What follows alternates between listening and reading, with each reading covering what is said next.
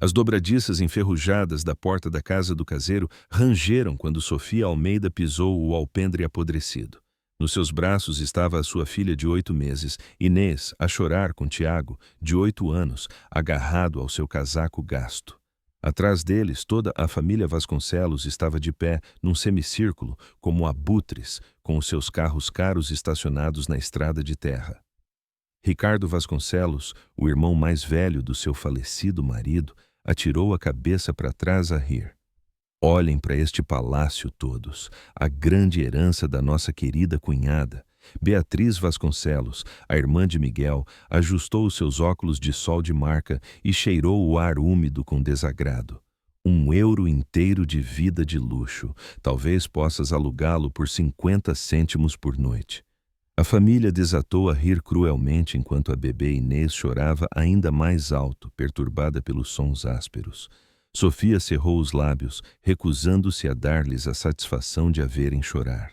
Tinha gasto as suas últimas economias em bilhetes de avião para Portugal depois de o advogado da família a ter informado da sua herança, acreditando que devia ter havido algum engano. Agora, percebia que o engano tinha sido seu, ao esperar decência de pessoas que não a tinham.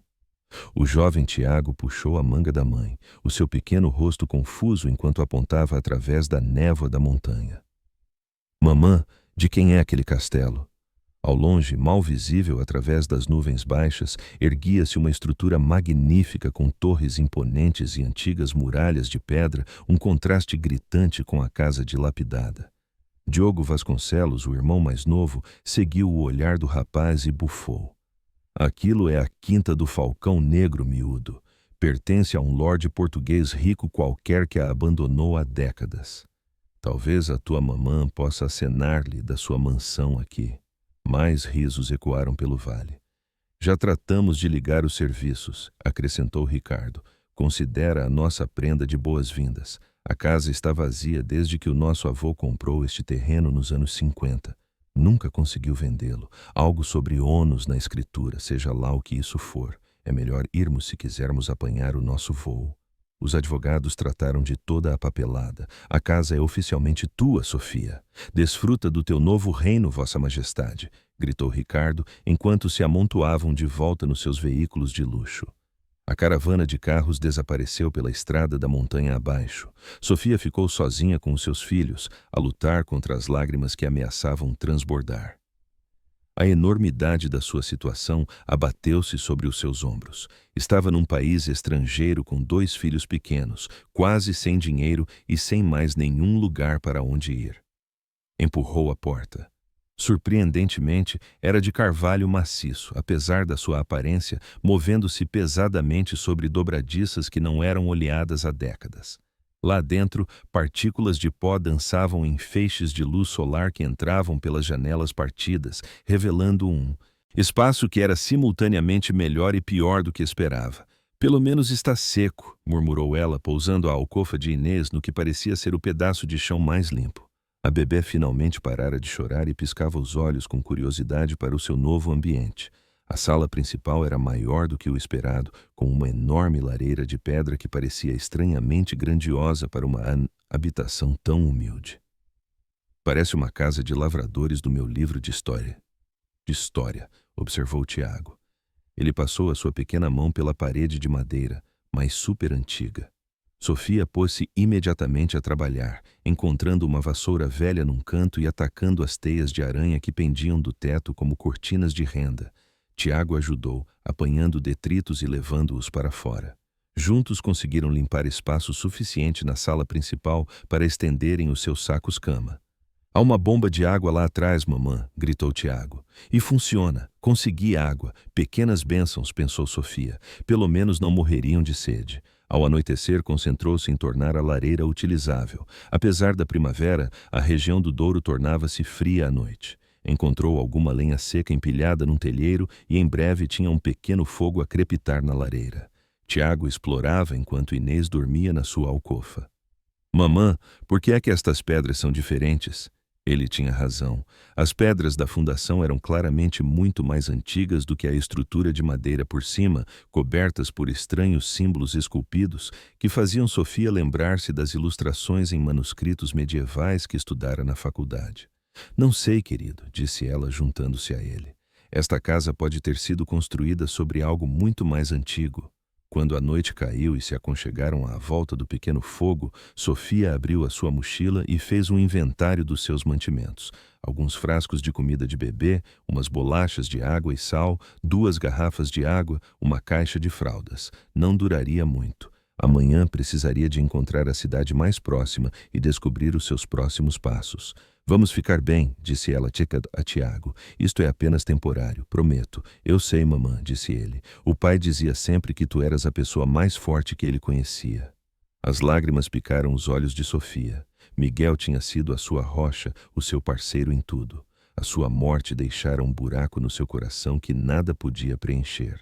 Ela beijou a testa de Tiago e foi ver de Inês. Foi então que notou algo peculiar. As tábuas do chão no centro da sala não correspondiam exatamente às outras. Eram mais novas, como se tivessem sido substituídas para cobrir algo por baixo.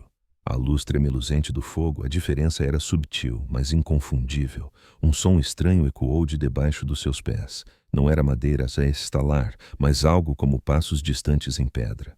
Tiago sentou-se no seu saco-cama, com os olhos arregalados. — O que foi isso, mamã? — Não sei, sussurrou ela. Mas vamos descobrir. A manhã seguinte nasceu clara e límpida, com a luz do sol a entrar pelas janelas partidas e a iluminar o interior poeirento da casa. Sofia mal tinha dormido, a sua mente a mil com perguntas sobre os sons estranhos e as tábuas do chão desalinhadas.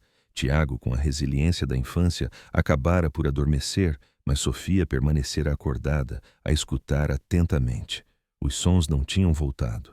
Movida pela curiosidade e por uma esperança desesperada de que pudesse haver algo de valor para vender, Sofia procurou no telheiro depois do pequeno almoço e encontrou um pé de cabra enferrujado entre as ferramentas abandonadas. Com Tiago a segurar Inês no alpendre, a uma distância segura de possíveis detritos, ela voltou às tábuas do chão desalinhadas. — Afasta-te, querido, avisou ela, enfiando o pé de cabra entre 2 tábuas. Isto pode lascar.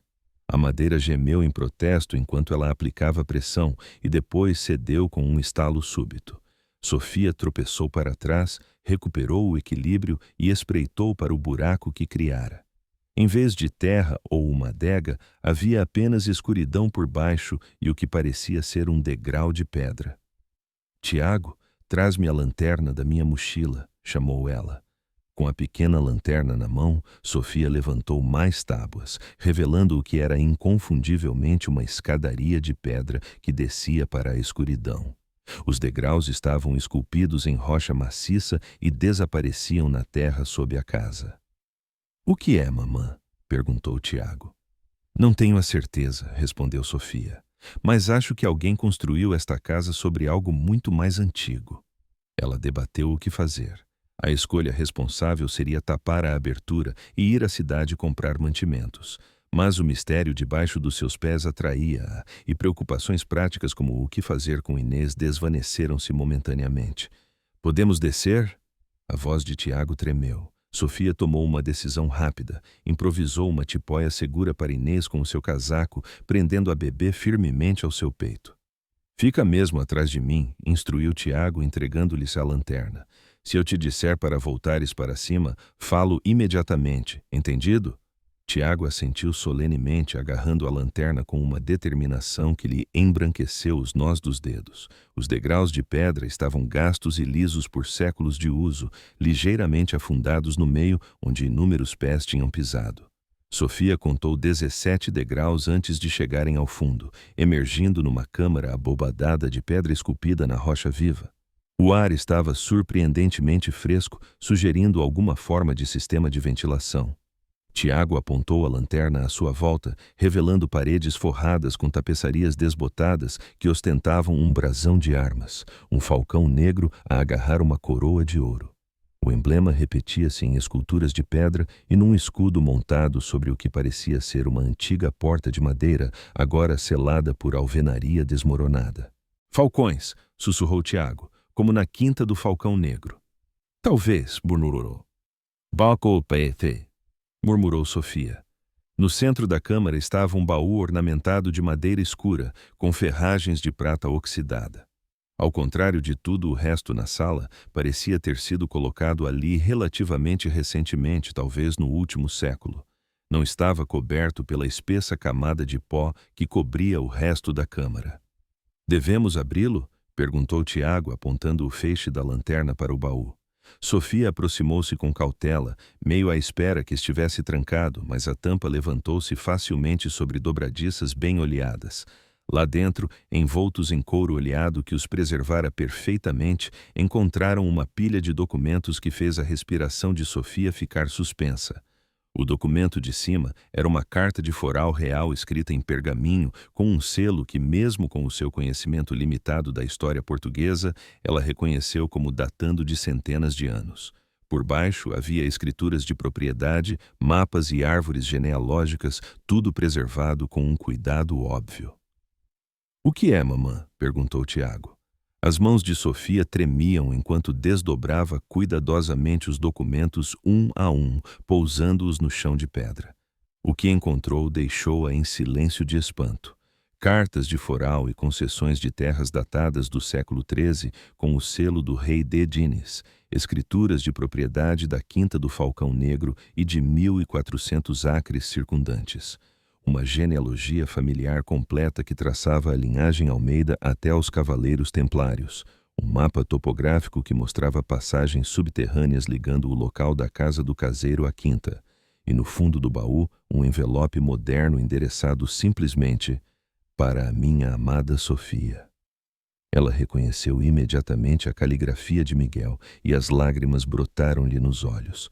Com os dedos a tremer, abriu o envelope e desdobrou a carta que estava dentro.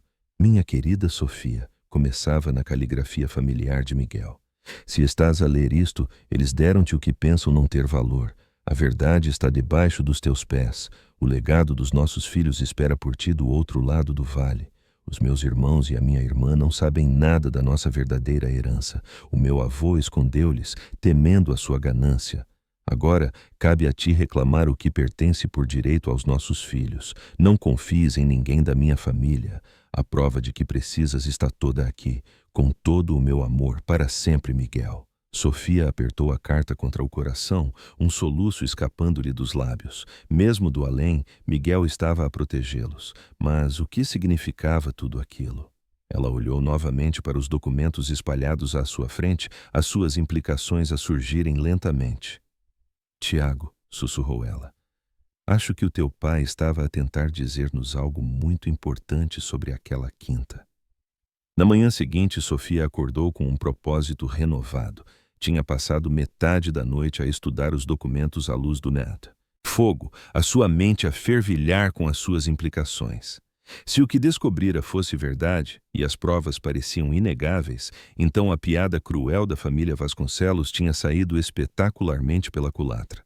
Depois de um pequeno almoço de bolachas de água e sal e o resto da sua água engarrafada, Sofia guardou os documentos mais importantes na sua mochila, prendeu Inês na sua tipóia improvisada e partiu com Tiago através do vale em direção à Quinta do Falcão Negro. Os antigos mapas da propriedade mostravam um caminho direto que serpenteava pela floresta, reduzindo a viagem para pouco menos de 3 quilômetros. "Vamos mesmo para a quinta, mamã?" perguntou Tiago, a aventura tendo-lhe levantado consideravelmente o ânimo. "Vamos", confirmou Sofia. O caminho emergiu da floresta para uma estrada bem conservada. O que Sofia descobriu deixou-a sem fôlego. A Quinta do Falcão Negro não estava abandonada, como Diogo tinha afirmado. Estava lindamente mantida, com jardins bem cuidados e um fluxo constante de visitantes a fazer fila na entrada. Autocarros de turismo estavam estacionados num parque moderno e placas direcionavam os visitantes para uma loja de recordações e um café. À entrada, uma placa de latão chamou a sua atenção. Dizia: "Quinta do Falcão Negro, gerida pela Fundação Patrimônio Douro. Propriedade privada disputada desde 1943. Visitas diárias disponíveis." Sofia ficou a olhar para as palavras propriedade disputada. Encaixava perfeitamente com o que descobrira nos documentos. Uma batalha legal tinha eclodido durante a Segunda Guerra Mundial, quando o último herdeiro conhecido morrera sem filhos. De acordo com as árvores genealógicas, o avô de Miguel tinha sido o herdeiro legítimo, mas nunca reclamara os seus direitos, escolhendo em vez disso começar uma nova vida na América. Uma mulher na casa dos 50 anos aproximou-se com uma prancheta na mão, olhando com curiosidade para Sofia e as crianças. Usava um blazer à medida com um crachá que a identificava como doutora, Luísa Pereira. "Posso ajudar?" perguntou ela. "Se veio para a visita, os bilhetes estão disponíveis na bilheteira."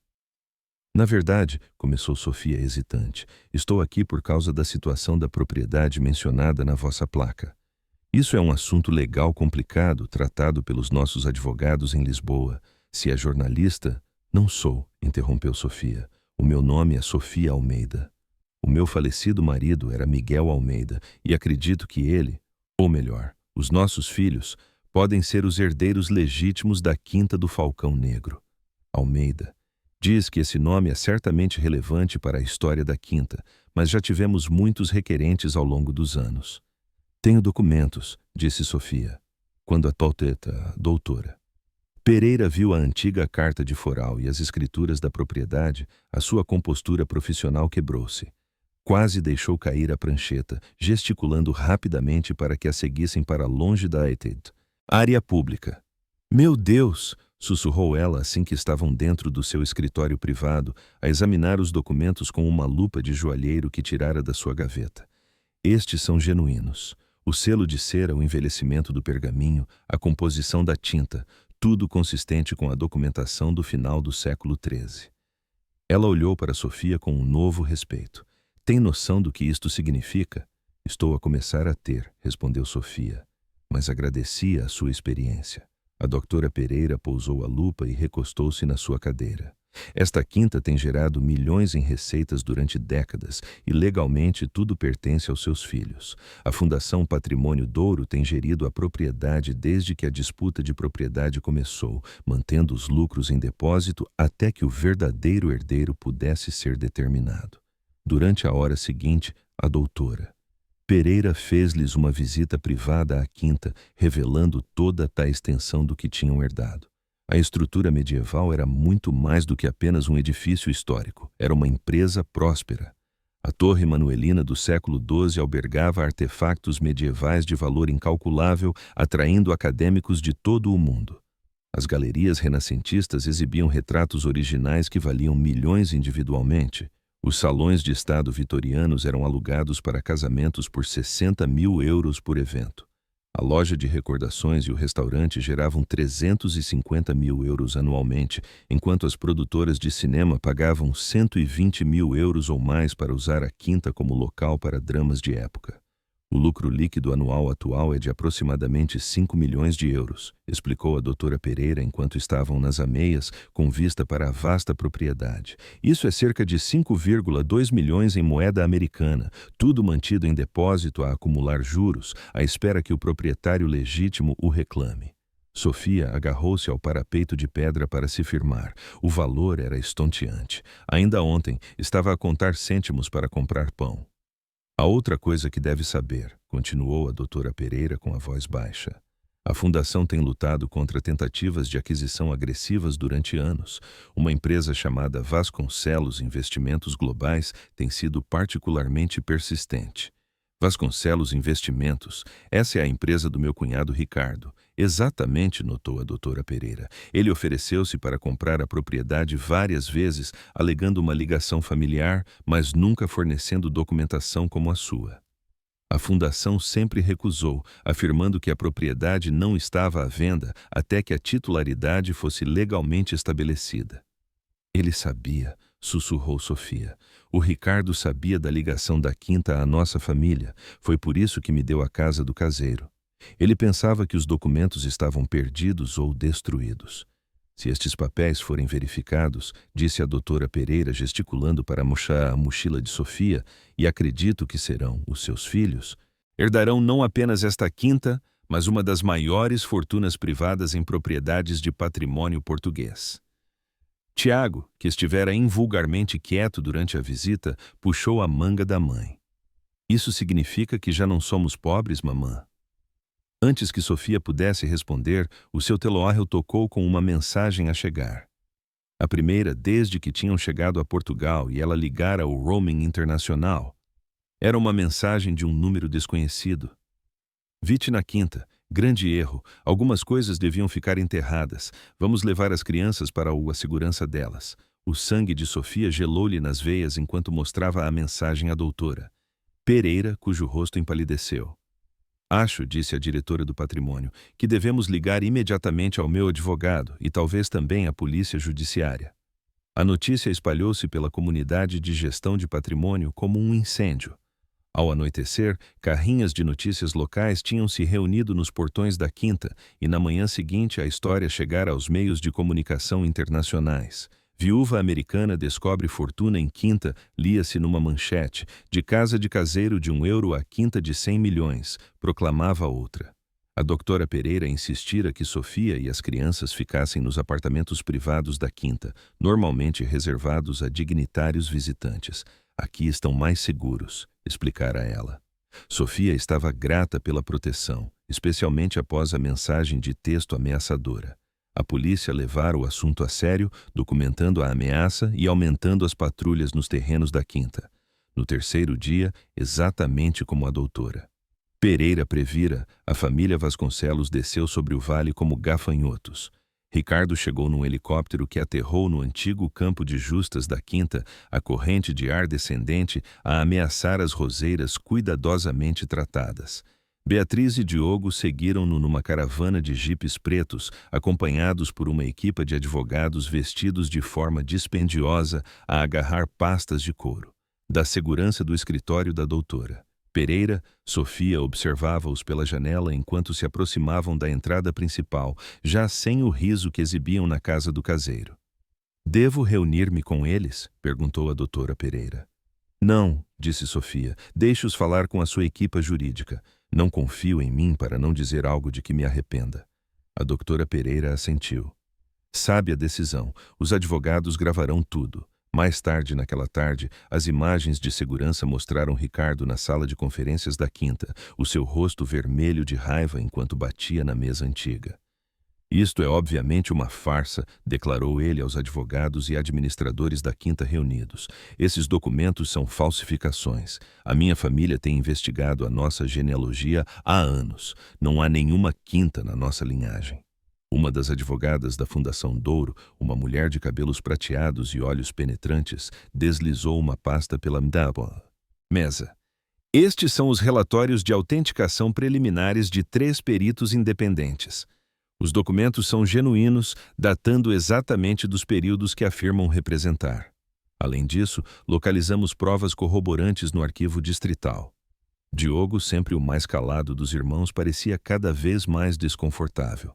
"Talvez devêssemos discutir isto em privado", sugeriu ele a Ricardo, que o silenciou com um olhar. Beatriz, sempre a diplomata da família, adotou uma estratégia diferente. Quando o confronto legal não deu resultados, ela aproximou-se do pessoal da quinta, usando a sua voz mais simpática para quem quisesse ouvir. "Estamos muito preocupados com o estado mental da Sofia", disse ela a um jardineiro que não fazia ideia de quem ela era. "O luto pode fazer as pessoas acreditarem em coisas impossíveis. Só queremos ajudar a nossa querida cunhada a obter a ajuda profissional de que precisa." As suas palavras chegaram a Sofia através do pessoal da quinta, que já tinha formado um círculo protetor à volta da nova senhora da quinta e dos seus filhos. Tiago tornou-se uma espécie de mascote para os guias turísticos, que se deliciavam a ensinar-lhe sobre os seus antepassados retratados na galeria de retratos. Mas a família Vasconcelos ainda não tinha terminado. Naquela noite, Sofia recebeu uma chamada do advogado da família na América. "Dona Almeida, sou obrigado a informá-la que os meus clientes apresentaram um pedido de custódia de emergência do Tiago e da Inês, alegando que a senhora sofre de delírios e está a pôr as crianças em risco ao arrastá-las para Portugal numa busca inútil." Sofia quase deixou cair o telemóvel.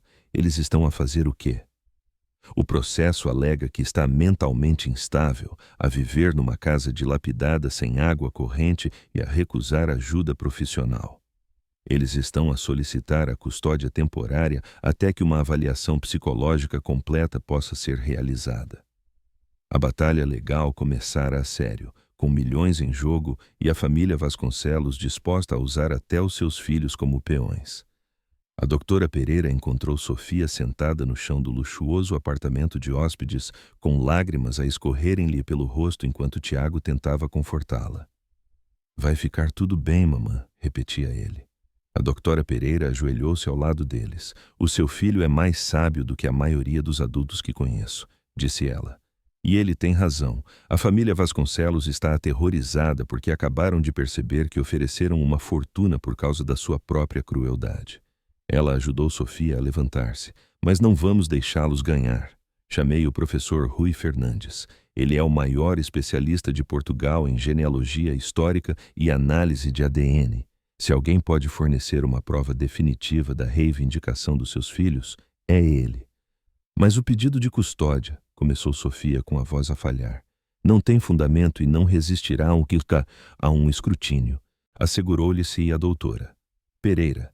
"Especialmente quando o mundo vir onde está realmente a viver", gesticulou ela para o opulento apartamento. "Mas precisamos de agir rapidamente. A família Vasconcelos tem dinheiro e influência e não tem medo de usá-los." "O que precisamos de fazer?", perguntou Sofia. "Vamos precisar de amostras de ADN", explicou a doutora Pereira, "dos seus filhos e, se possível, também dos irmãos Vasconcelos. O professor Fernandes irá compará-las com amostras do mausoléu da família da Quinta." "O mausoléu?" Os olhos de Tiago arregalaram-se. "Há pessoas mortas aqui?"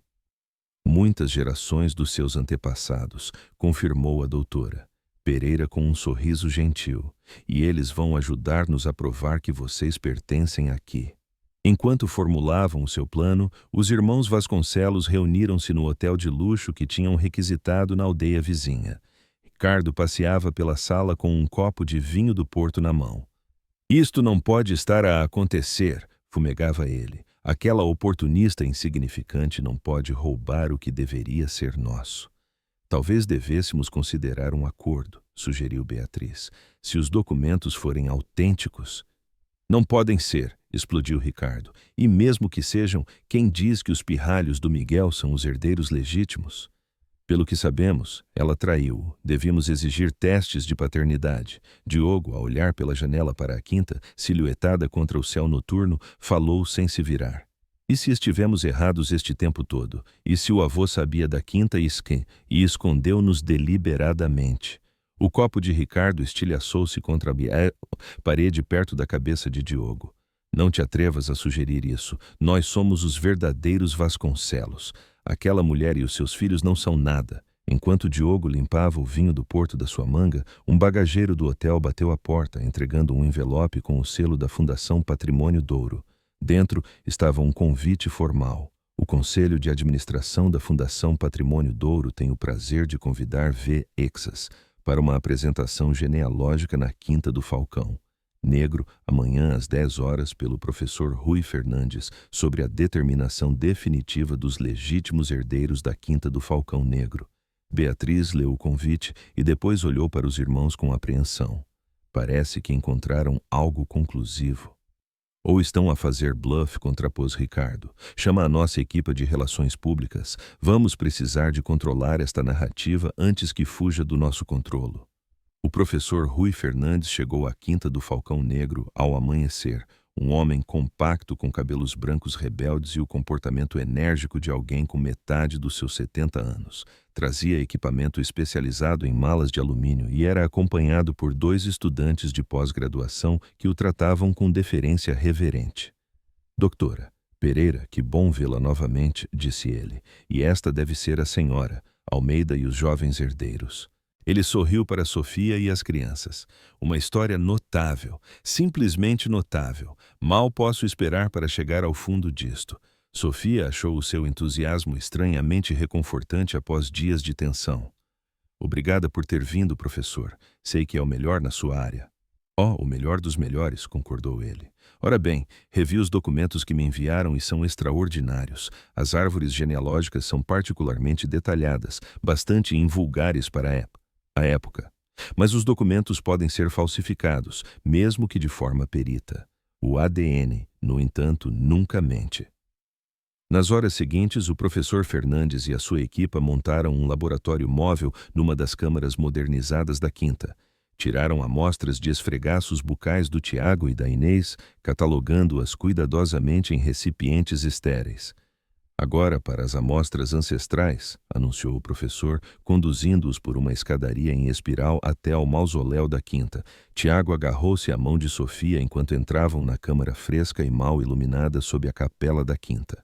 Sarcófagos de pedra alinhavam as paredes, cada um ostentando o brasão do falcão negro, o falcão com a coroa, e inscrições que datavam de séculos. Não precisaremos de perturbar nenhuns restos mortais, assegurou-lhes o professor Fernandes, aproximando-se de uma vitrine de vidro selada que continha artefactos. Durante os trabalhos de restauro na década de 1980, foram preservadas amostras de cabelo e osso de vários membros-chave da linhagem, incluindo o 12º Conde de Falcão Negro, que morreu em 1897. De acordo com as vossas árvores genealógicas, ele seria o antepassado direto dos seus filhos. Enquanto o professor trabalhava, a doutora Pereira deu a Sofia uma atualização discreta. Os Vasconcelos confirmaram que estarão presentes na apresentação. Eles trouxeram o seu próprio perito, um genealogista da Universidade de Colômbia, mas não estou preocupada. A reputação do Rui é inatacável. Precisamente às 10 horas, os irmãos Vasconcelos chegaram, acompanhados pela sua equipa jurídica e por uma mulher de ar severo apresentada como doutora Elaine Harper, a sua périta em genealogia. Ricardo recusou-se a olhar diretamente para Sofia, enquanto Beatriz fazia questão de perguntar pelo bem-estar das crianças com uma insinceridade melosa. Apenas Diogo parecia genuinamente desconfortável, oferecendo a Sofia um pequeno aceno de cabeça que poderia quase ter sido um pedido de desculpas. O professor Fernandes dominou a sala no momento em que começou a falar, a sua autoridade acadêmica silenciando até as tentativas de interrupção de Ricardo. Minhas senhoras e meus senhores, o que temos aqui é um mistério genealógico que abrange 6 séculos. A linhagem Falcão Negro, mais tarde conhecida como Almeida após um decreto real em 1583 ter permitido a mudança de nome, foi meticulosamente documentada através destes registros. Ele guiou-os pela árvore genealógica, apontando casamentos e nascimentos-chave que ligavam a família moderna aos condes medievais. A Dr. Harper tentou levantar objeções sobre a autenticidade dos documentos, mas Fernandes esmagou-a com detalhes técnicos sobre o envelhecimento do pergaminho e a composição da tinta para os quais ela claramente não estava preparada para contra-argumentar. Mas os documentos, por mais convincentes que sejam, não são a nossa única prova. O professor Fernandes continuou. Através da análise de ADN, comparando amostras do mausoléu da família da Quinta com os filhos de Sofia, provamos para além de qualquer dúvida científica que Tiago e Inês Almeida são descendentes diretos dos proprietários originais da Quinta. Ele projetou um gráfico de comparação de ADN que até os leigos na sala podiam entender, com os segmentos correspondentes destacados a verde. A probabilidade de esta correspondência ocorrer por acaso é inferior a 1 em 500 milhões, declarou ele. O jovem Tiago e a bebê Inês são, sem qualquer dúvida, os descendentes de sangue dos condes de Falcão Negro. Ricardo levantou-se de um salto. Isso não prova nada. Claro que são descendentes, todos nós somos. A questão é quem tem o direito principal. O professor Fernandes sorriu pacientemente. Eu ia chegar a esse ponto, Sr. Vasconcelos. Sabe, a análise de ADN revelou outra coisa bastante fascinante. Ele clicou para o diapositivo seguinte. Quando comparamos o seu perfil de ADN, obtido do copo de água que usou durante a reunião de ontem, com as amostras ancestrais, encontramos algo inesperado. O novo gráfico mostrava muito menos segmentos verdes na coluna de Ricardo. O Sr. Vasconcelos, juntamente com a sua irmã e irmão, está de fato relacionado com a linhagem Falcão Negro, mas não através da linhagem masculina direta como o jovem Tiago. A sua ligação vem através de uma parente feminina que casou com um membro da família em 1897. Em termos genealógicos, são descendentes de um ramo secundário, uma linha secundária sem direito direto aos títulos ou propriedades vinculadas. O grande salão ficou em silêncio enquanto as implicações se instalavam. Então, a doutora Pereira desferiu o golpe final. Além disso, os nossos arquivistas fizeram uma descoberta extraordinária nos registros da quinta. A casa do caseiro onde alojaram a Sofia e os seus filhos é, na verdade, a portaria original da Quinta do Falcão Negro, construída em 1420 como a primeira posição defensiva da propriedade. A câmara subterrânea que a Sofia descobriu era um cofre secreto projetado para proteger os documentos da família em tempos de guerra. Ela virou-se para Sofia. Quando lhe deram por troça a escritura daquela propriedade sem valor, por €1, na verdade, deram-lhe a chave para desvendar a titularidade de toda a propriedade. Mais descobertas chocantes surgiram enquanto o professor Fernandes continuava a sua apresentação. Os UCCs. Arquivos da Quinta, agora totalmente abertos à investigação, revelaram tesouros para além da imaginação. Câmaras escondidas dentro das paredes da Quinta contendo ouro e joias medievais no valor de 2,5 milhões de euros. Manuscritos originais, incluindo bíblias iluminadas avaliadas em 1 milhão de euros cada, adegas com garrafas que datam de 1600 no valor de 35 mil euros por garrafa, e uma coleção de arte escondida durante a Segunda Guerra Mundial, incluindo 2 pinturas perdidas de Josefa de Óbidos que se acreditava terem sido destruídas no Blitz. O valor total destes bens anteriormente não documentados, concluiu a doutora Pereira, excede os 45 milhões de euros, mas a prova mais contundente contra os irmãos Vasconcelos veio da sua própria investigação genealógica. O professor Fernandes obtivera acesso aos seus registros familiares privados através de uma ordem judicial, descobrindo que eles sempre souberam do seu estatuto secundário na linha familiar.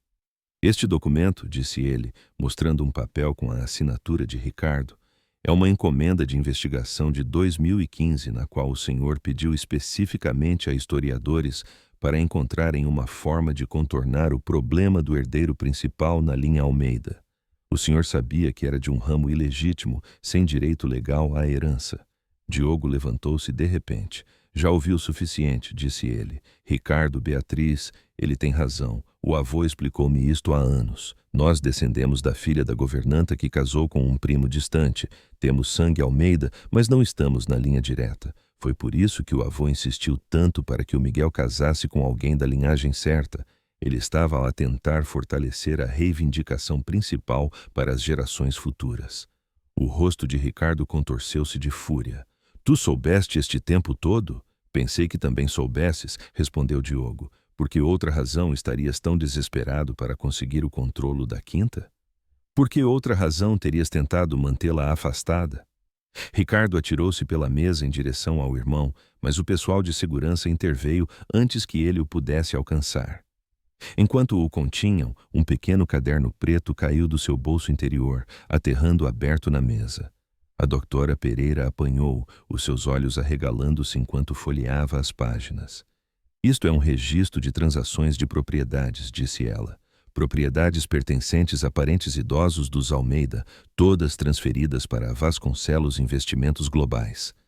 Ela olhou para Ricardo, que parara de lutar contra os seguranças. Esses parentes sabiam que estavam a passar os seus bens para a sua empresa? O silêncio que se seguiu foi resposta suficiente. Acredito, disse a doutora Pereira, que devemos encerrar esta reunião e contactar as autoridades competentes. Parece que podemos estar perante provas de fraude, além da ameaça de ação de custódia contra a senhora Almeida. Enquanto os irmãos Vasconcelos eram escoltados para fora do grande salão, Ricardo e Beatriz a fumegar, Diogo com a cabeça baixa, Tiago puxou a manga de Sofia. Mamã, sussurrou ele, isso significa que a Quinta agora é mesmo nossa? Sofia ajoelhou-se para olhar o filho nos olhos, consciente de que as suas vidas tinham mudado irrevogavelmente no espaço de uma única manhã. Parece que sim, querido, mas mais importante, descobrimos a verdade sobre a família do teu pai, a verdade real. O professor Fernandes arrumava o seu equipamento radiante de satisfação. A genealogia nunca é apenas sobre o passado, Sr. Almeida, observou ele. É sobre entender quem somos no presente. Os seus filhos são os verdadeiros herdeiros da Quinta do Falcão Negro, não apenas por sangue, mas por caráter. O seu falecido marido estaria orgulhoso. Enquanto Sofia estava no grande salão do que era agora confirmado como o lar ancestral dos seus filhos, ela sentiu a presença de Miguel mais forte do que em qualquer momento desde a sua morte.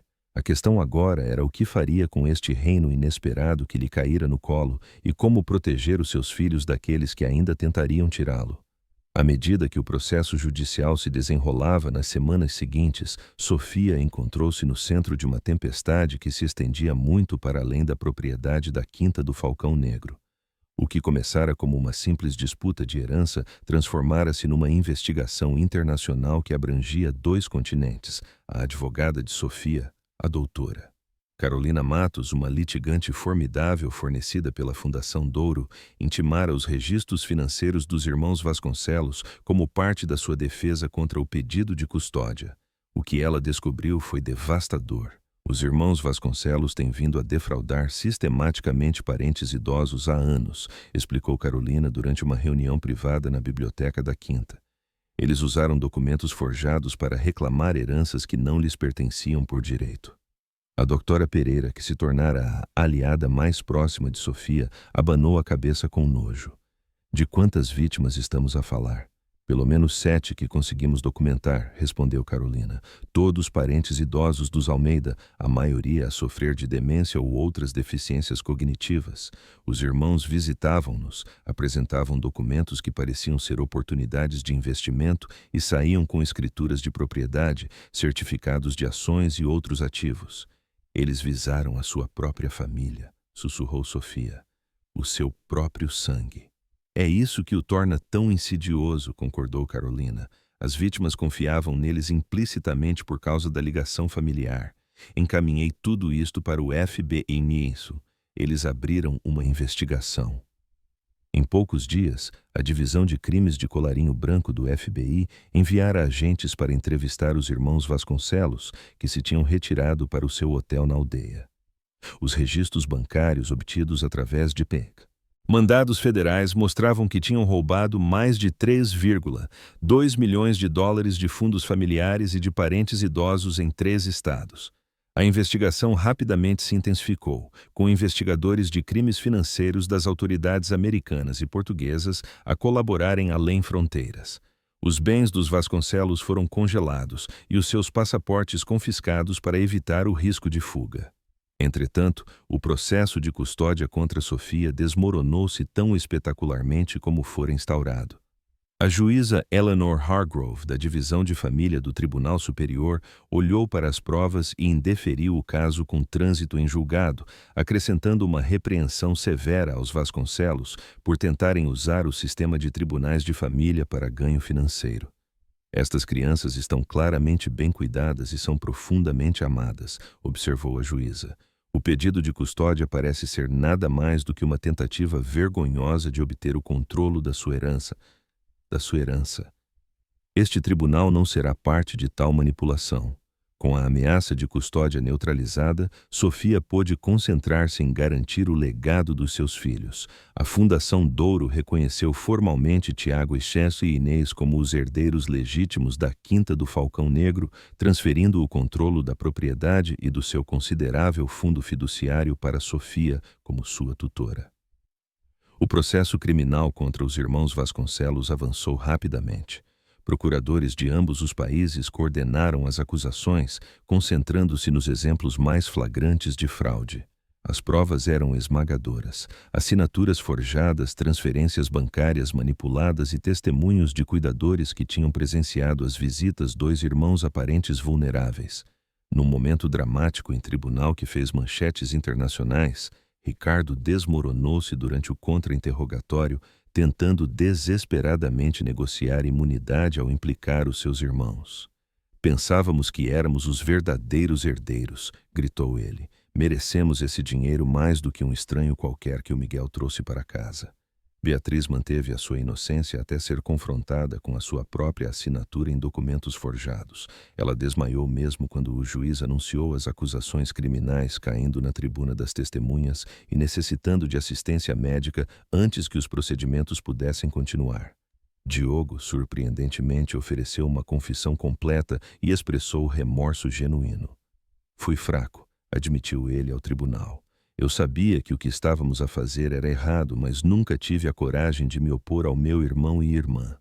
Vivi a minha vida inteira à sombra do Ricardo, com medo de o desafiar.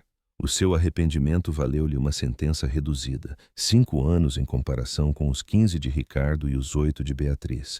Mas, ainda assim, os irmãos Vasconcelos iam para a prisão, as suas reputações e liberdade perdidas para a sua própria ganância. Ao longo dos procedimentos, Sofia manteve a sua dignidade, recusando-se a regozijar-se ou a procurar vingança. Quando os repórteres lhe pediram a sua reação às sentenças, ela disse simplesmente: "A justiça foi feita. Agora os meus filhos e eu podemos focar-nos em honrar o legado que nos foi confiado." Esse legado estava a revelar-se ainda mais substancial do que se acreditava inicialmente. À medida que os arquivos da Quinta eram devidamente catalogados pela primeira vez em décadas, novos tesouros emergiam. Uma coleção de joalharia anglo-saxônica enterrada nas paredes da Quinta durante um cerco no século XVI. Um primeiro fólio de Shakespeare, anteriormente desconhecido, encontrado na biblioteca. Correspondência entre o 7º Conde de Falcão Negro e a Rainha Isabel I, que lançou uma nova luz sobre as intrigas políticas da era Tudor. Acadêmicos e curadores de museus de todo o mundo começaram a solicitar acesso às coleções, trazendo um prestígio renovado à Quinta do Falcão Negro. O turismo aumentou 300% à medida que a história dramática da enfermeira americana que herdou uma quinta se espalhava pelos meios de comunicação internacionais. Apesar de tudo, Sofia manteve-se focada em criar um lar estável para os seus filhos. Matriculou Tiago na escola da aldeia local, onde ele rapidamente se tornou um favorito tanto dos professores como dos alunos. A bebê Inês também prosperou, dando os seus primeiros passos no roseiral da Quinta sob os olhares atentos do pessoal, que rapidamente se tornou como uma família alargada. A doutora Pereira, em particular, assumira um papel de avó, mimando ambas as crianças e oferecendo orientação a Sofia na sua nova posição.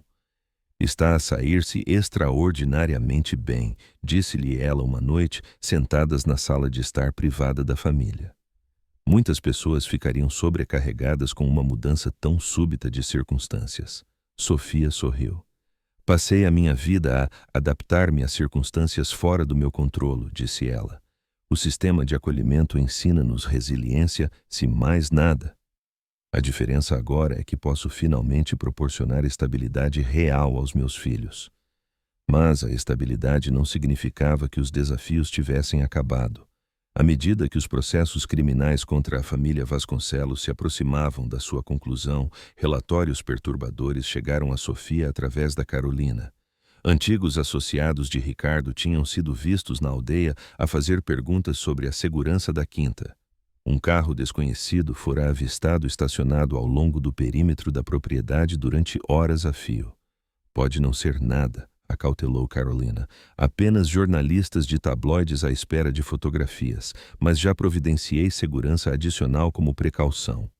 Naquela noite, enquanto Sofia deitava Tiago na sua cama no quarto da torre, agora decorado com pósteres do espaço e modelos de aviões para o fazer sentir-se mais como o quarto de um rapazinho do que uma câmara medieval, ele fez a pergunta, que o apoquentava há dias: "Mamã, as pessoas más vão tentar tirar-nos a nossa quinta?" Sofia sentou-se na beira da sua cama, afastando-lhe o cabelo da testa. "Não, querido. A quinta pertence a ti e a Inês agora, legal e para sempre. Ninguém a pode tirar." "Mas o tio Ricardo está muito zangado conosco", insistiu Tiago. "O teu tio Ricardo fez más escolhas e agora tem de enfrentar as consequências." "Isso deixa-o zangado, sim, mas ele não nos pode magoar. Temos pessoas boas a proteger-nos. O pai ficaria feliz por termos encontrado a nossa quinta, não ficaria?" "Sim", sussurrou Sofia. "O teu pai certificou-se de que a encontraríamos. Ele deixou-nos pistas porque sabia o quão inteligente e corajoso tu és." Ao sair do quarto de Tiago, Sofia parou no corredor de pedra, pousando a mão na parede fria da quinta que se tornara o seu santuário. Após uma vida de incerteza e perda, ela finalmente encontrara um lugar onde ela e os seus filhos verdadeiramente pertenciam. A manhã nasceu enevoada e etérea, com a quinta do Falcão Negro a erguer-se como uma ilha de um mar de nevoeiro. Sofia estava à janela da câmara principal, a observar o pessoal de segurança a fazer a sua patrulha matinal ao longo das muralhas da quinta. As medidas de proteção aumentadas eram simultaneamente tranquilizadoras e preocupantes, necessárias, mas um lembrete constante de ameaças potenciais. Uma batida suave na sua porta quebrou o seu devaneio. A doutora Pereira entrou, trazendo uma pasta grossa e com uma expressão que combinava excitação com preocupação. Andei a investigar algo que me tem incomodado, disse ela. A casa do caseiro. Por que é que o avô do Miguel a teria comprado separadamente da quinta? E por que é que guardou os documentos da família lá em vez de nos arquivos da quinta? Sofia gesticulou para que ela se sentasse. Também já me perguntei isso. Parece um lugar estranho para esconder papéis tão importantes. Exatamente. A doutora Pereira espalhou fotografias pela mesa, vistas aéreas da propriedade de diferentes períodos. Olhe para estas. Em 1943, quando a disputa de propriedade começou, a casa ainda fazia claramente parte dos terrenos da quinta. Mas em 1950, uma nova linha de propriedade tinha sido traçada, separando-a da propriedade principal. Ela apontou para um documento, uma escritura de transferência. Isto mostra que Tomás Almeida, o avô do Miguel, comprou apenas a propriedade da casa em 1951, pouco depois de se mudar para a América. Ele pagou uma quantia simbólica à fundação que geria a propriedade disputada. Mas por quê? Perguntou Sofia. Por que não tentou reclamar a quinta inteira se tinha a documentação para provar a posse? Acredito que ele estava a jogar a longo prazo, explicou a doutora Pereira. A Europa ainda estava a recuperar da Segunda Guerra Mundial. A batalha legal teria sido cara e prolongada, sem garantia de sucesso. Ao comprar apenas a casa, que todos os outros consideravam sem valor, ele garantiu as provas documentais para as gerações futuras, evitando um confronto direto. Então ele escondeu os documentos debaixo do soalho e esperou, murmurou Sofia. Mas por que é que não contou à sua família? Por que é que o Miguel não soube até... Ela interrompeu-se, uma nova ideia a formar-se. Até quando? Incitou a doutora Pereira.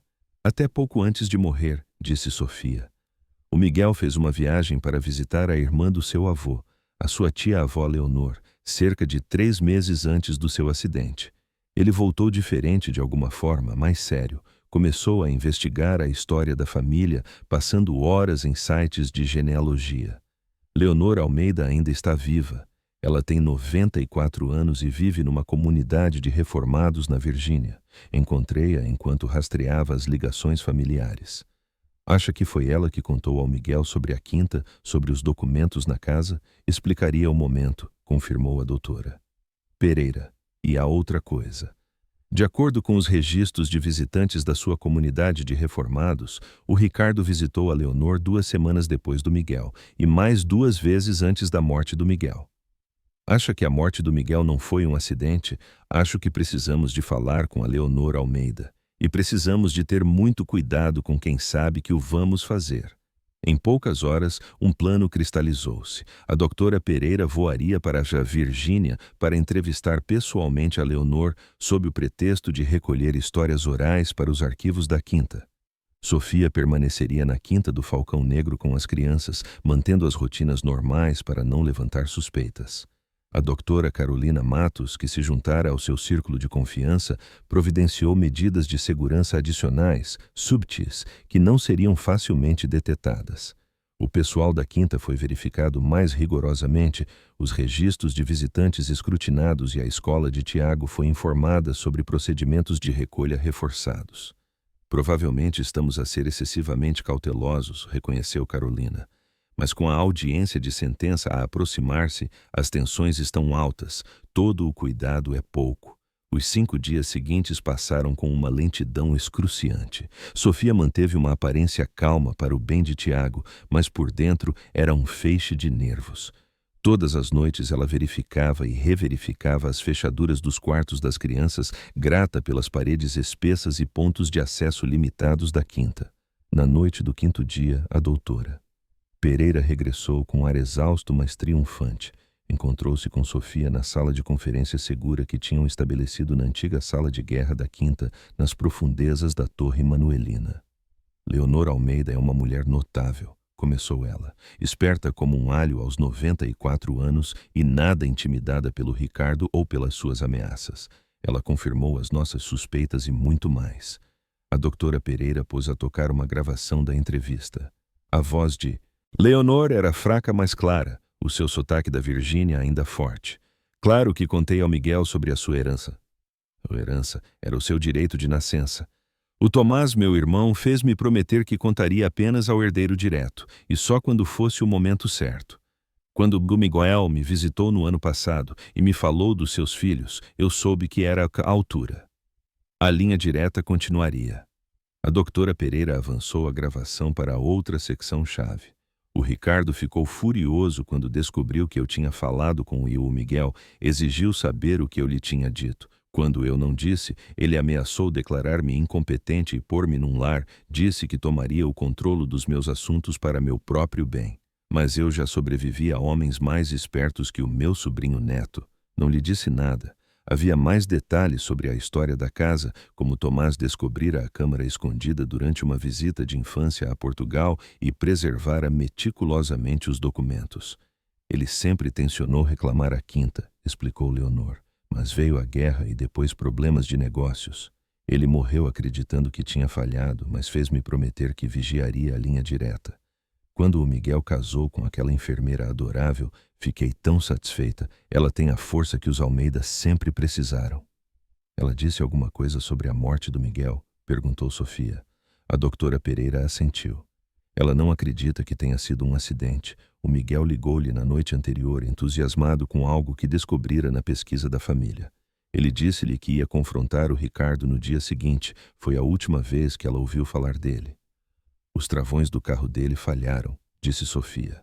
A polícia disse que foi uma falha mecânica, desgaste, mas o Miguel era meticuloso com a manutenção. Ele nunca faltava a uma revisão. A Leonor acha que o Ricardo descobriu sobre a casa, mas não a localização exata dos documentos. Foi por isso que ele lhe a deu. Ele esperava que a vendesse rapidamente por desespero, e ele poderia comprá-la de volta através de uma empresa de fachada. Mas eu não vendi, murmurou Sofia. Fiquei e encontrei exatamente o que ele andava à procura. A doutora Pereira estendeu a mão sobre a mesa e apertou a de Sofia. A Leonor gravou uma declaração formal para as autoridades. Ela também alterou o seu testamento para deixar tudo aos seus filhos, consigo como administradora. Ela é bastante rica por direito próprio. O seu falecido marido fundou uma empresa farmacêutica. O que fazemos com esta informação? Perguntou finalmente Sofia. A Carolina já encaminhou a gravação para os agentes do FBI que estão a tratar do caso de fraude. Eles vão investigar o acidente como um potencial homicídio, mas pode ser difícil de provar depois de todo este tempo. E, entretanto, continuamos a fortalecer a sua posição. A audiência de sentença é daqui a 3 dias.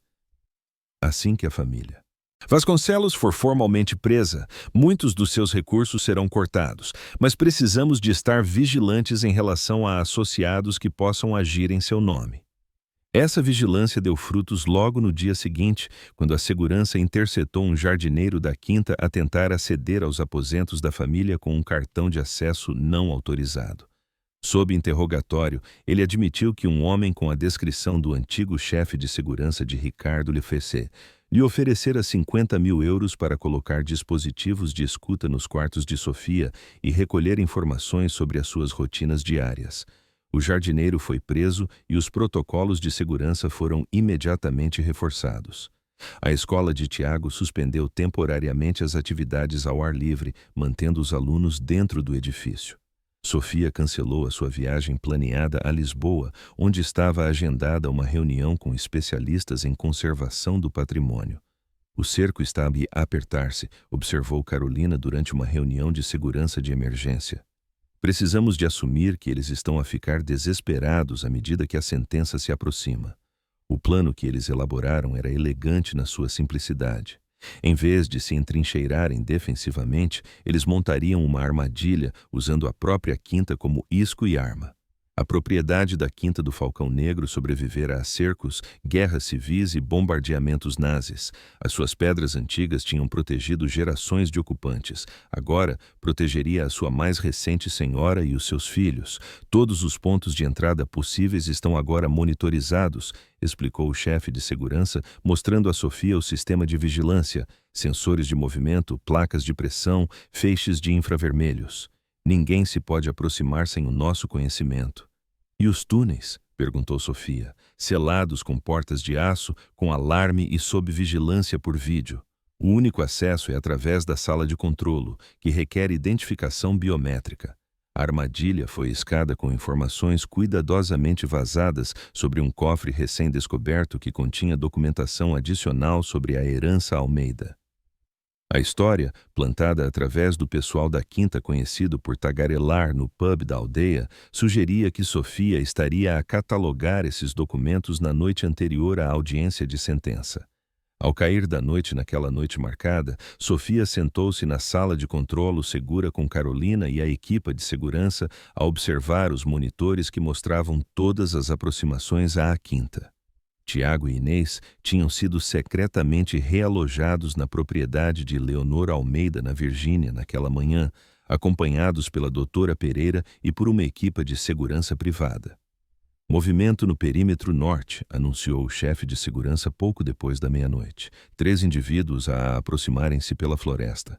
Sofia inclinou-se para a frente a estudar as imagens térmicas que mostravam 3 figuras a moverem-se com uma furtividade praticada em direção à quinta.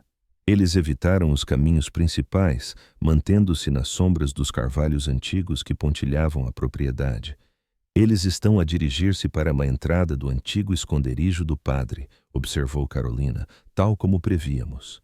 Mantenham as posições, instruiu o chefe de segurança à sua equipa pelo rádio. Deixem-nos entrar na zona de contenção. Sofia observava com o coração a bater descompassadamente enquanto os intrusos chegavam à muralha da quinta e começavam a trabalhar na porta antiga com ferramentas modernas. Em poucos minutos, tinham violado as defesas exteriores e entrado na passagem estreita que os levaria ao grande salão. Eles estão no corredor de contenção, confirmou o oficial de segurança. Ao meu sinal, 3, 2, 1, executar. Em todos os monitores, Sofia viu portas escondidas a fecharem-se com estrondo, encurralando os intrusos num corredor de pedra sem saída. As luzes inundaram o espaço, cegando momentaneamente os homens, e o pessoal de segurança em equipamento tático surgiu de posições ocultas. A operação terminou em segundos. Os intrusos, o antigo chefe de segurança de Ricardo e 2 homens contratados com antecedentes militares, foram desarmados e imobilizados sem que um único tiro fosse disparado. Apanhamo-los, disse Carolina. E a polícia já prendeu o advogado do Ricardo, que estava à espera num carro a 1 quilômetro de distância. O telemóvel dele contém mensagens de texto a ordenar explicitamente aos homens para eliminar o problema permanentemente. Sofia deixou-se cair na cadeira, um alívio a invadi-la. Acabou, então? Sim, confirmou Carolina. Esta é a prova de que precisávamos. Acusações de tentativa de homicídio serão adicionadas ao caso de fraude. O Ricardo não verá a liberdade novamente por décadas, se é que alguma vez haverá. E os meus filhos estarão seguros, sussurrou Sofia. A sala do tribunal silenciou-se enquanto o juiz Malcolm Harrington se preparava para proferir o seu veredito.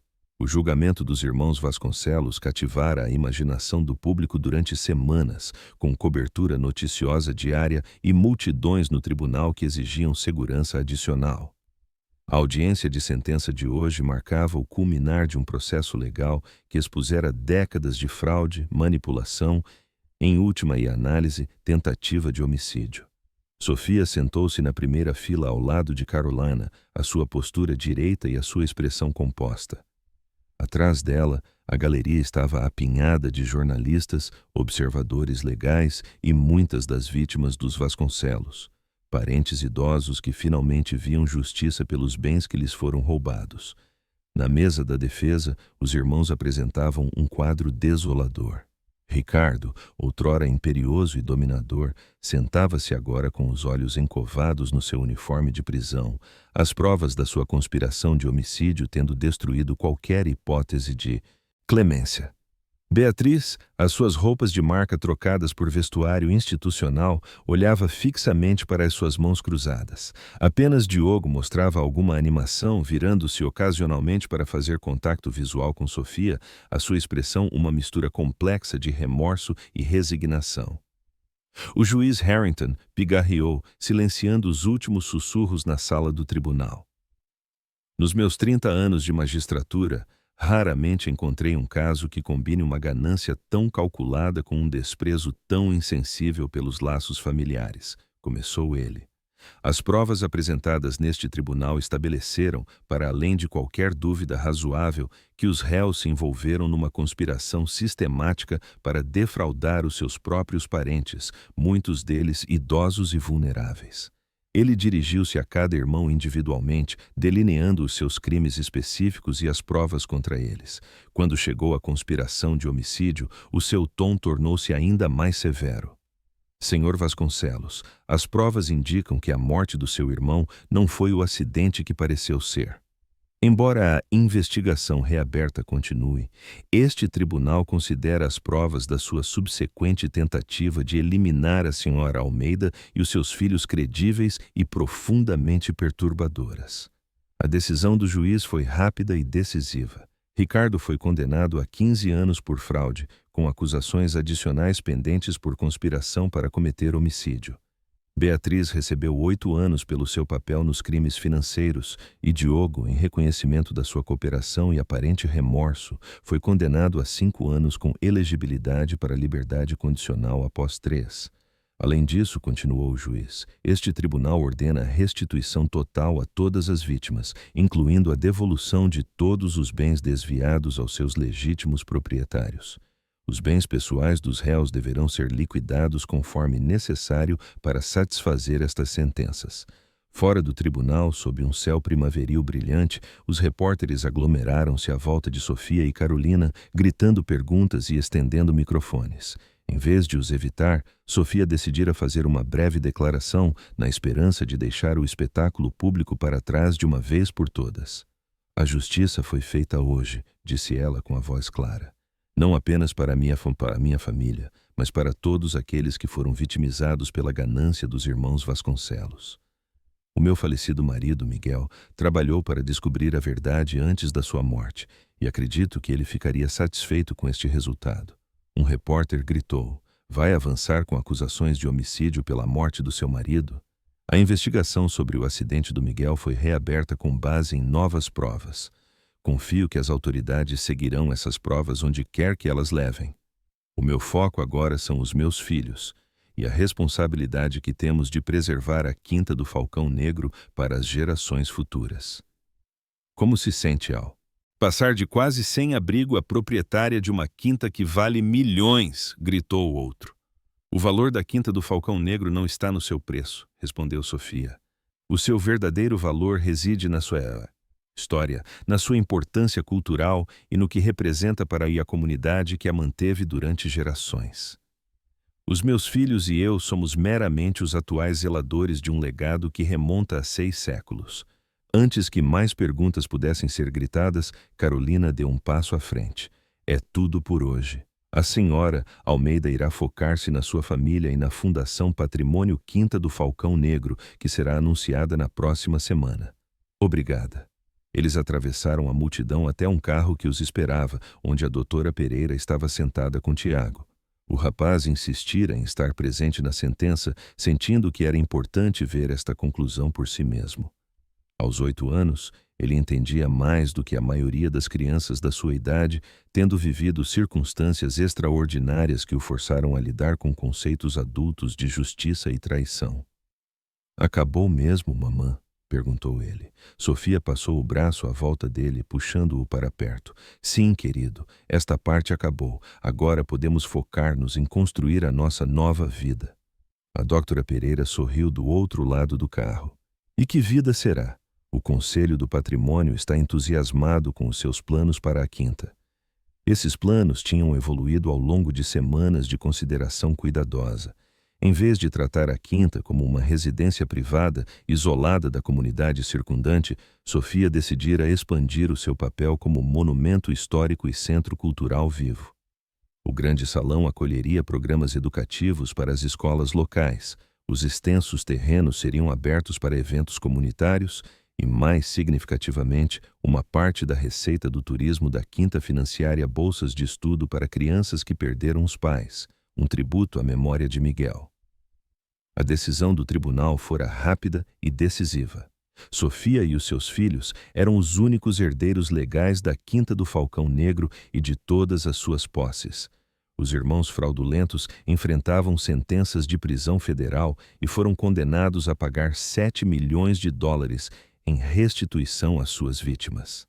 Naquela tarde, as equipas de notícias locais captaram o momento em que Sofia subiu a grande escadaria da quinta com Tiago, tomando oficialmente posse através de uma apresentação cerimonial da chave pela Fundação Patrimônio Douro. Tiago, de olhos arregalados apesar de ter vivido na quinta durante semanas durante os processos legais, sussurrou uma pergunta que fez os dignitários reunidos sorrir. "Mamã, nós vivemos mesmo numa quinta agora?" "Sim", respondeu Sofia. "Esta é a nossa casa e vamos torná-la um lar para muitos outros também." Nos dias seguintes, um fluxo de pessoas que desejavam felicidades chegou à Quinta do Falcão Negro, aldeões locais trazendo presentes de boas-vindas.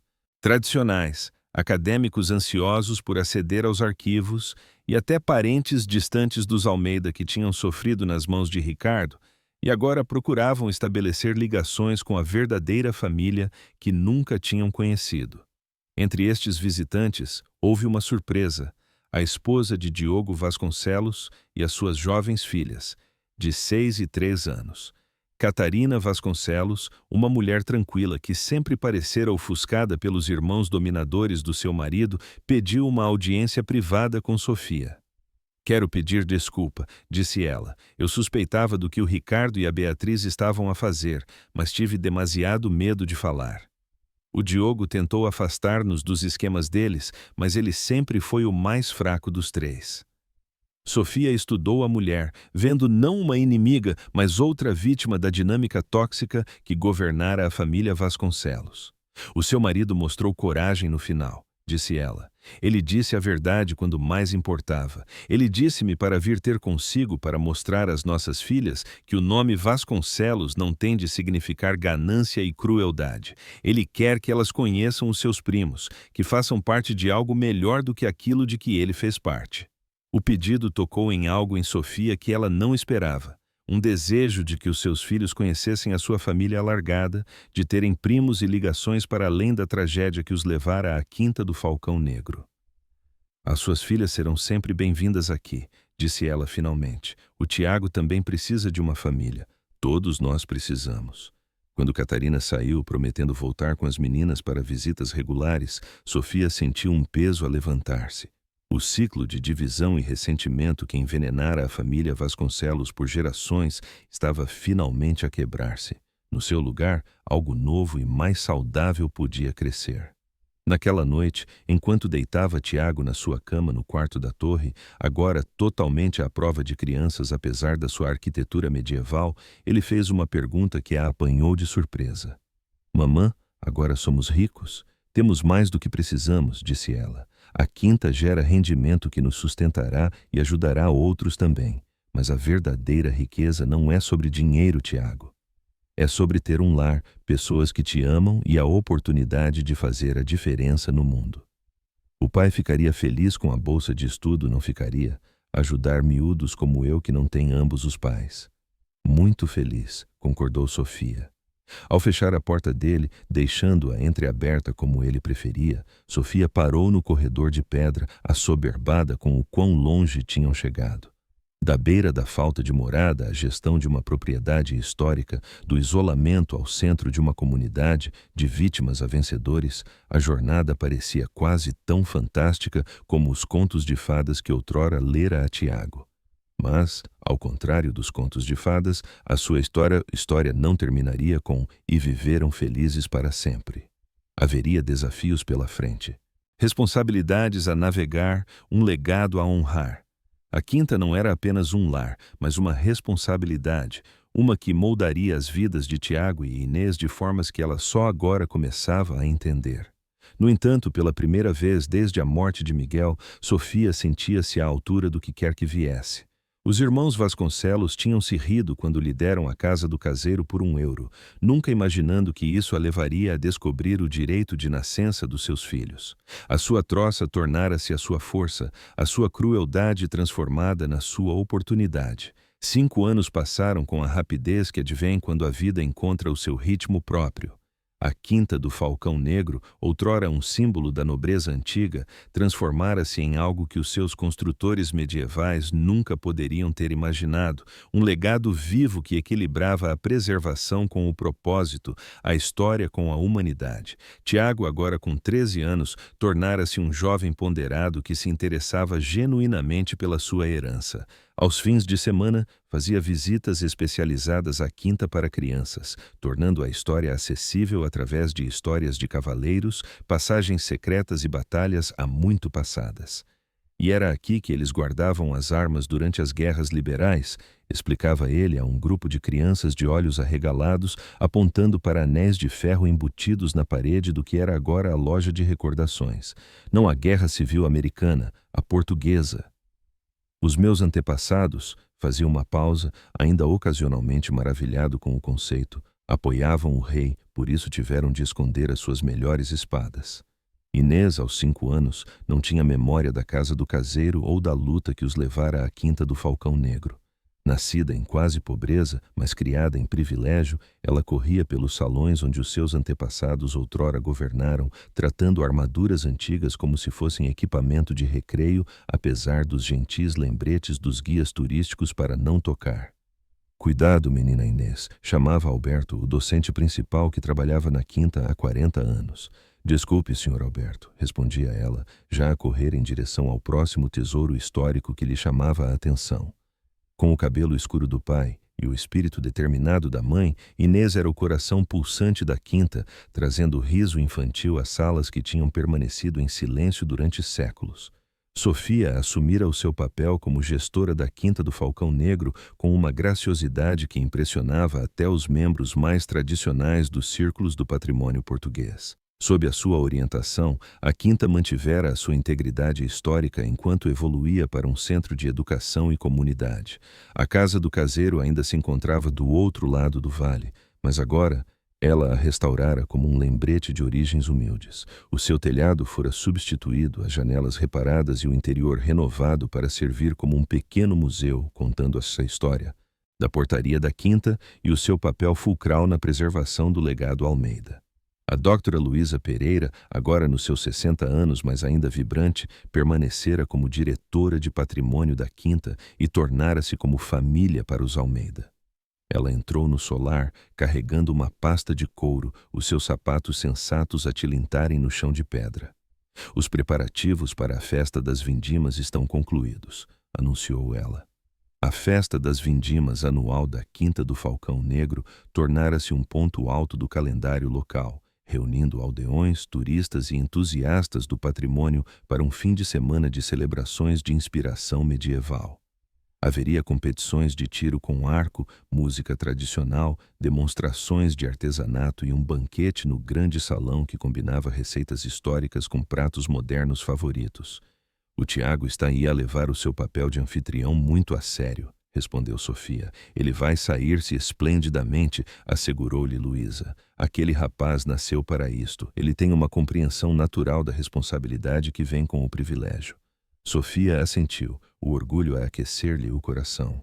Apesar das circunstâncias extraordinárias das suas vidas, ela trabalhara arduamente para manter os seus filhos com os pés na terra, para lhes incutir os valores que tinham guiado a sua própria vida: compaixão, trabalho árduo e gratidão. Tiago ajudava na manutenção da quinta durante as férias escolares, aprendendo competências práticas ao lado do pessoal. Inês, apesar da sua tenra idade, já estava envolvida na triagem de doações para o Banco Alimentar local que operava a partir de um dos edifícios anexos da quinta. O contraste entre as suas vidas agora e o que poderia ter sido nunca estava longe da mente de Sofia.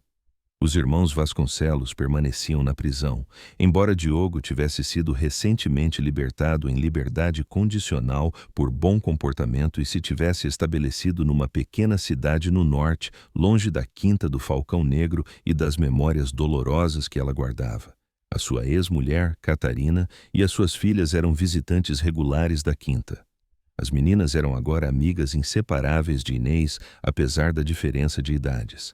O velho senhor Joaquim, o agricultor vizinho que outrora temera reconhecer Sofia quando os irmãos Vasconcelos estavam presentes, servia agora como o jardineiro-chefe da quinta.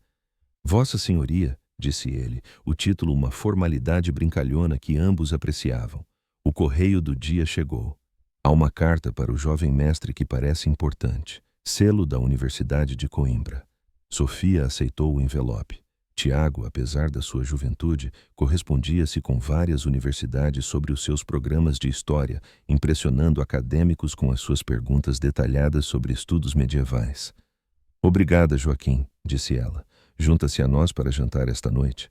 A senhora Potts está a fazer o seu famoso ensopado de borrego e sabe como ela fica quando as pessoas faltam à sua comida.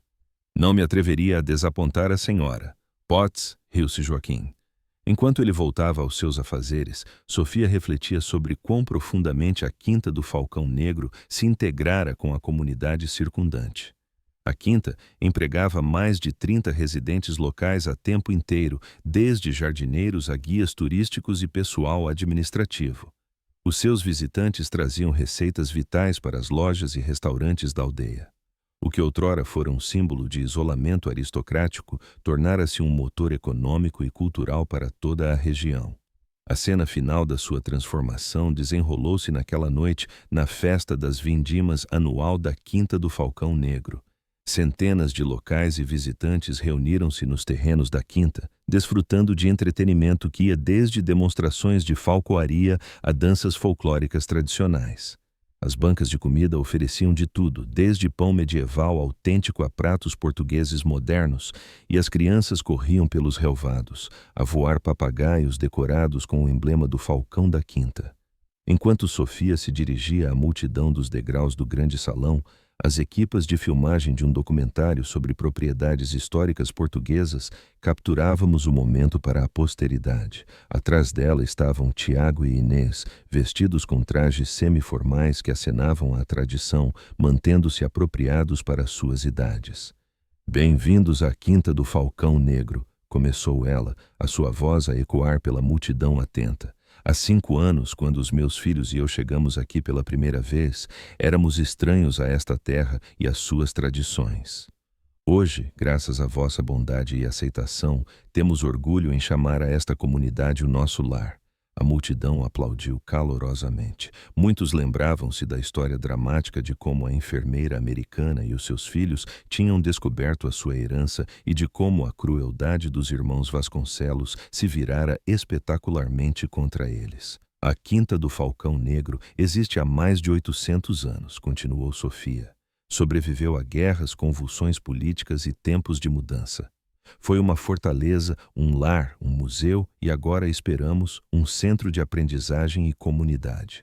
Os meus filhos e eu somos meramente os atuais zeladores deste legado notável e levamos essa responsabilidade a sério. Ela gesticulou para Tiago, que deu um passo à frente com uma confiança recém-descoberta. Nos 5 anos desde que chegaram à Quinta do Falcão Negro, ele passara de um rapaz tímido e incerto a um jovem com propósito. A sua voz, a começar a engrossar com a adolescência, soou clara enquanto proferia as suas observações cuidadosamente preparadas. O meu pai disse-me uma vez que a verdadeira nobreza não se trata de títulos ou riqueza, mas de como tratamos os outros e da diferença que fazemos no mundo. Ele disse, a sua postura notável para um jovem de 13 anos a dirigir-se a centenas de pessoas. É por isso que o programa de bolsas de estudo que leva o seu nome é tão importante para a nossa família. Queremos que a Quinta seja um lugar que muda vidas para melhor, tal como mudou as nossas. O realizador do documentário acenou com aprovação para o seu operador de câmara, capturando o momento em que Tiago anunciou a expansão do programa de bolsas para incluir estudantes internacionais e um novo foco na investigação em conservação ambiental. Quando os procedimentos formais terminaram e as festividades continuaram pela noite dentro, Sofia encontrou um momento de calma para dar a Tiago a carta de Coimbra. Os seus olhos arregalaram-se ao ler o convite para participar num programa de verão especial para jovens historiadores talentosos, concebido especificamente para estudantes interessados em estudos medievais. "Eles querem que eu vá no próximo verão", exclamou ele. "O professor Harrington diz que as minhas perguntas sobre a arquitetura da quinta mostram uma perspicácia notável para alguém tão jovem." "Achas que posso ir, mãe?" "Claro", assegurou-lhe Sofia. "O teu pai ficaria tão orgulhoso de como abraçaste a tua herança." Mais tarde naquela noite, enquanto as lanternas iluminavam os terrenos da quinta e a música tradicional flutuava no ar, Luísa juntou-se a Sofia nas ameias. Abaixo deles, Tiago ensinava-se a Inês e às suas primas uma dança medieval que aprendera com os recriadores históricos. "Conseguiste algo notável aqui", observou Luísa. "Quando penso em quão perto este lugar esteve de cair nas mãos do Ricardo." Estremeceu ela ligeiramente. "Ele tê-lo-ia vendido peça por peça, a arte, os artefactos, a própria terra. Às vezes também penso nisso", admitiu Sofia. "Como as coisas poderiam ter sido diferentes se tivéssemos desistido, se tivéssemos vendido a casa do caseiro por desespero." "Mas não o fizeste", lembrou-lhe Luísa. "Perseveraste, encontraste a verdade. A verdade continuará a desvendar-se de formas inesperadas. A investigação sobre a morte de Miguel acabara por descobrir provas de manipulação nos tubos dos travões do seu carro, embora provar o envolvimento direto de Ricardo permanecesse elusivo. Vítimas de fraude adicionais surgiram após o julgamento, aumentando a sentença de Ricardo em vários anos, e os arquivos da quinta continuaram a render tesouros históricos, incluindo correspondência que lançou nova luz sobre a política Tudor e técnicas de construção medievais. A história terminou onde começara, com Sofia a deitar ambas as crianças em camas que outrora acolheram príncipes e princesas medievais. O quarto de Inês, adjacente à câmara de Sofia na ala da família, fora decorado com um tema celestial, com estrelas pintadas no teto por um artista local. Tiago insistira em manter o seu quarto na torre, embora tivesse sido modernizado com aquecimento adequado e uma secretária onde podia estudar a sua crescente coleção de livros de história. Ao apagar as luzes no quarto de Tiago, ele fez a pergunta que iniciara a sua jornada 5 anos antes. "Mamã, de quem era este castelo?" Desta vez, Sofia tinha uma resposta diferente. Ela sorriu e beijou-lhe a testa, vendo no seu rosto a mistura perfeita das feições de Miguel e das suas.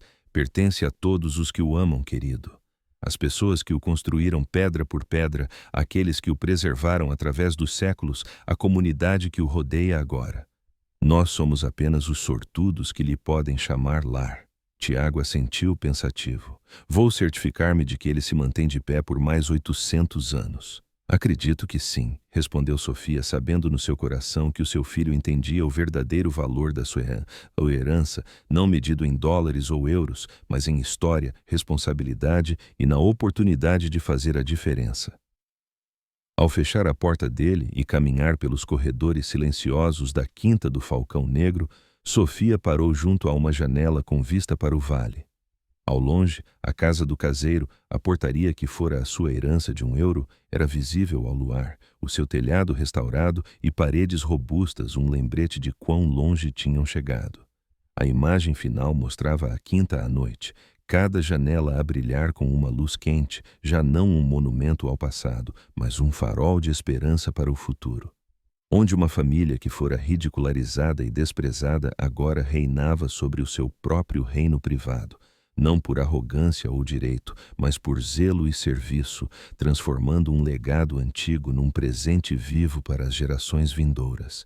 E algures, Sofia gostava de pensar, Miguel velava por eles, satisfeito por o seu último ato de amor ter levado a sua família à casa.